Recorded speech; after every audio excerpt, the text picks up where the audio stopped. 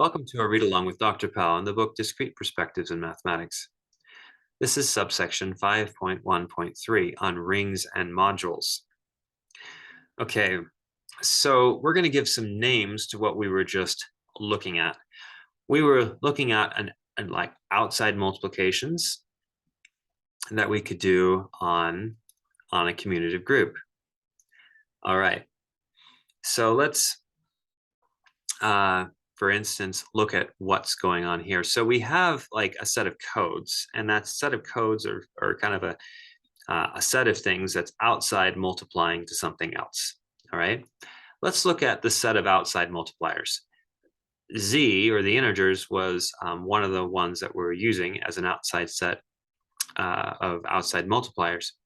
Notice that Z is a commutative group with respect to addition. It has a closed associative well-defined multiplication between all elements. It has a multiplicative identity. Multiplicative inverses are not necessary for elements to have it. It's okay if some of the things don't have inverses. I mean, you wouldn't want to use those to encrypt and decrypt. However, just in general, this is kind of what we're looking at. And also, we have the fact that multiplication and addition are ringed together. Multiplication distributes over addition. Okay, so we're going to kind of use that idea. It's kind of like outside multiplication was kind of like a function action, and you could add functions together, right? And we also knew that multiplication distributed over, well, the functions preserve the operation of addition, and we have that kind of distributive thing going on. So we had kind of all this. All this is good for an outside multiplier set. So we call this a set, something that meets all these criteria we call a ring. Okay, so, and to emphasize the fact that multiplication and addition are ringed together. So we were also using outside multiplication sets as Z mod 3Z and Z mod 15Z. Those inherit those properties from Z itself, and they're also nice rings. So we are encoding the relationships among the actions, on the messages into the ring itself. Okay, multiplication is ringed over addition, just like action is ringed over the group operation of the message set. Okay, so for instance, we have a function action, Z to Z, all right, defined by a multiplication. Notice when we say f of 4 plus 2, that's like 3 times that, it becomes this, right? So f preserves the operation of addition. That's the same thing as saying multiplication is ringed over addition. And even when we outside multiply to Z mod 5Z, like 3 times, and this comes out here very nicely, just like this. So notice that multiplication by 3 distributes over an addition that's in Z mod 5Z. Similarly, we have something like this. We add 2 functions together, we add their outputs. That's the same thing as saying that add their outputs like this. Okay, so outside multiplication to an element distributes over the addition in the set of codes Z. So if we adding codes together, this and we're putting something in, it distributes that way. So both outside multiplication by something and to something preserves addition. Okay. We are also going to use something else. All right. The composition of functions is associative. All right.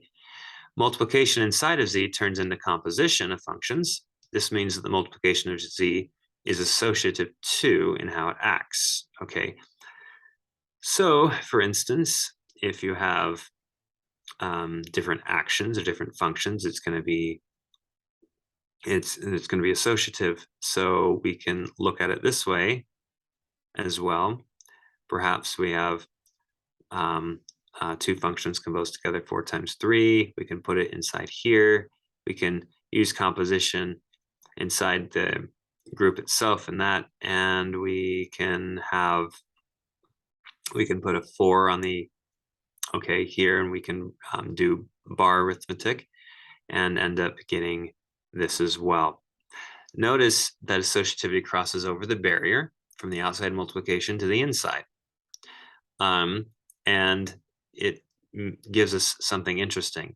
It allows us to write 4 times 3. So do this multiplication before in the ring, or we could just do the action of 3, then the action of 4 in turn. These ideas put together actually have a terminology associated with it.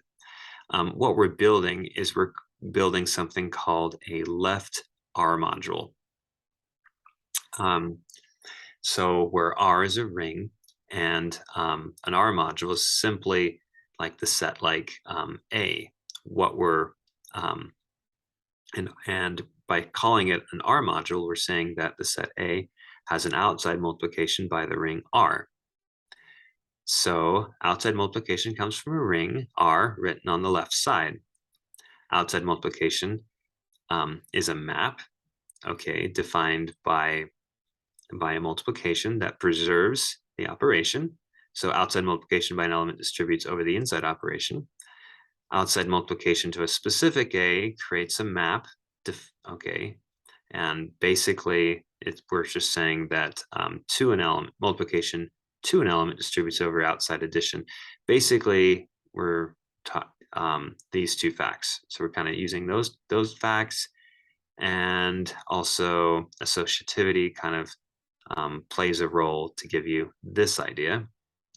And those ideas put together give us what's called a left R module. Okay, so we have, or we'll just simply say R module, because we're really working with things that are commutative, because we're writing everything on the left here in our multiplication. But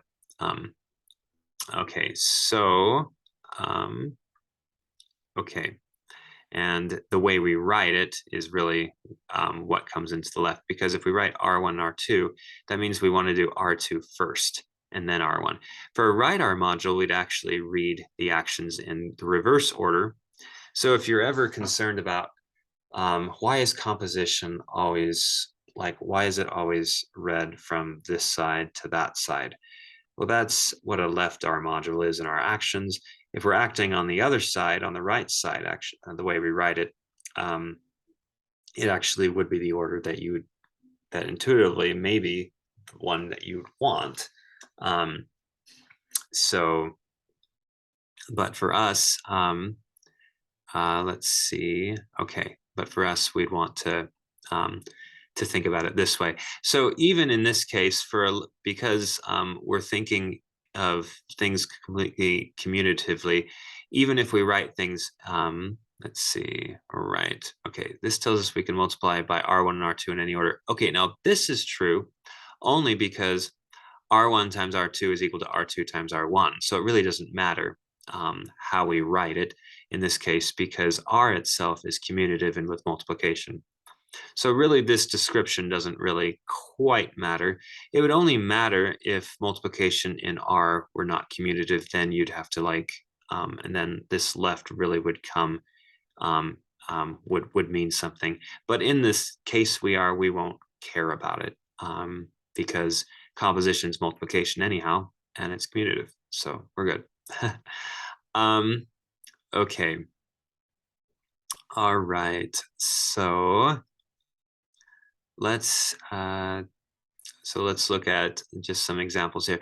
So this group right here, we saw it had an outside z mod 12z multiplication. So therefore we say that this group is a z mod 12z module. Similar, and so this just means it has an outside multiplication by z mod 12z, along with the addition of its group structure. So this one right here is a z mod 18 z module. That's because 18 18Z is zero, so multiples of 18 are also multiples of 6. So we have that this is an outside multiplication for that group. Now here we looked at the size of this group, right? Because we were in multiplication land. The size of this was 4, so we knew that this was had an outside multiplication by z mod 4z. So it's a z mod 4z module. It's just terminology. And similarly, the size of this group is actually 8.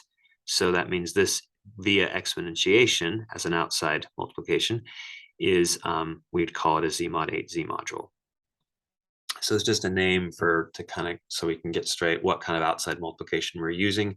We use this module terminology. And in essence, all commutative groups are modules. They're, in fact, so let G be a commutative group.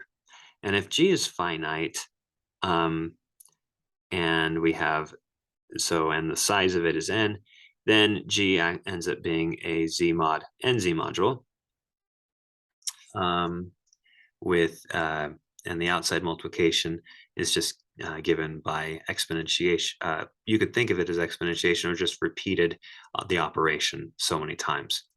And it gives a nice outside multiplication. If G is not finite, then just regular, then this same description actually just makes it a Z module. So not a Z mod NZ module, but just a Z module in general. So really all commutative groups are Z modules, but if it's finite and the size of it is n, it's actually also, it's a bonus, it's actually a Z mod NZ module, which is a fact that we were using right here. The size of this group was 4, so it was a Z mod 4Z module. Size of this group is, size of this group is 8, so it's a Z mod 8Z module.